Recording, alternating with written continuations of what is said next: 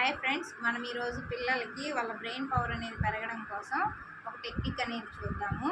దీనికి ఒక తాడు తీసుకున్నాను, దానికి ఒకవైపు నాటేసేసాను.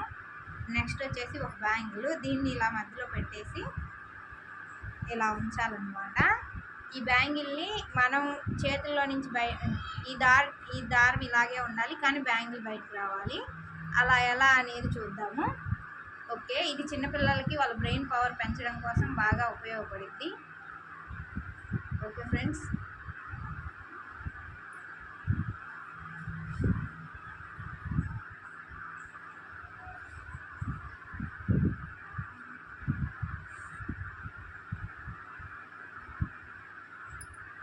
Wow excellent.